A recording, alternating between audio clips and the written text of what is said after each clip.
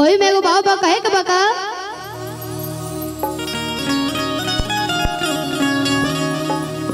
कि तोह के बना के लइनी कन्हैया।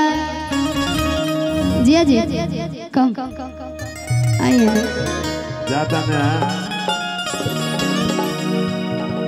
आरोही जी रो रो आई जाई आरोही जी जाई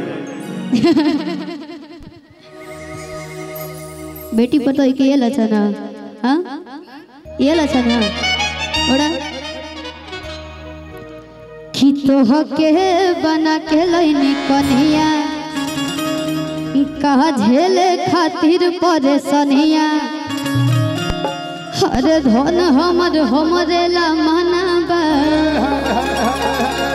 का तो बैंक में रखाई जवनिया। औरतिया कहतिया कहती हो ये राजा जी का रानी जी कि मोहन में जे तहरा सहबाद रही राजा जी कि मोहन में जे तहरा सहबाद रही राजा जी तो पतरे कमरिया जिंदगी भर रही राजा जी। इनकर मुस्कान बड़ी जान मार लगा था भैया। थपता दे कमरिया जिंदगी भर रही राजा जी। थपता दे कमरिया जिंदगी भर रही। हेलो तू हके बना के लइनी कन्हैया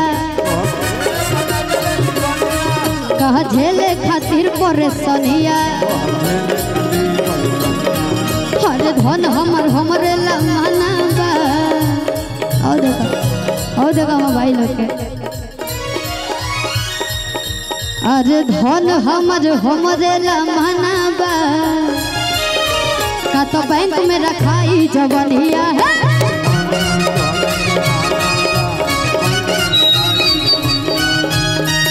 मोहन में जे तहरा सवार रही राजा जी। तब तरे कमरिया जिंदगी भर रही राजा जी। तब तरे कमरिया जिंदगी भर रही राजा जी।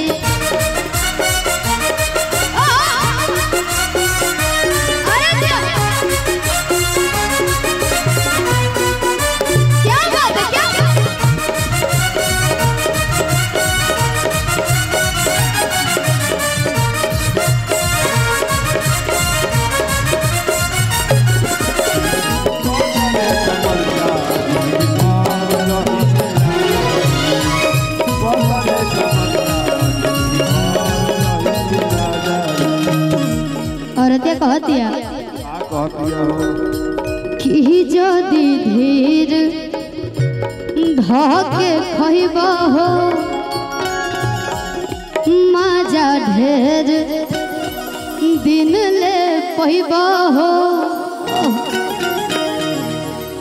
तनी बैठ जा आरोही जी तू बैठ आपन भोजपुरी ठाठ ना छोड़े के चाहिए। सामने बैठ जा लेकिन उठाने का सहारा हम नहीं करेंगे। रोरा बनी तो हमरा कोनो डरे नहीं के बैठ जा ताने बैठ जा कहो तारे का ई दुविधा कौन बड़े हो दिक्कत में पवन बड़े हो कि होई ना ना खर खर रही राजा जी।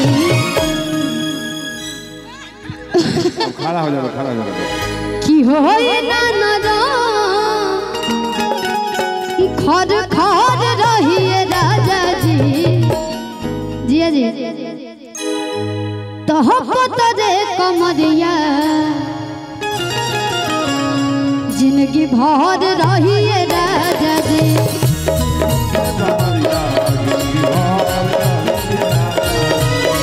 तो पतरे कमरिया जिंदगी भर रही राजा जी।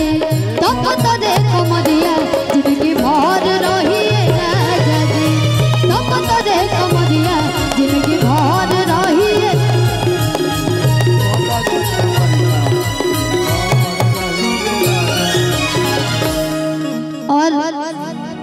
एगो बहुत ही प्यारा गीत बा जो कि हमने के हर मंच पे गाई ना जाए। हां गावही के जाए। हाँ चाहम कि दो लाइन सुनाई जाए।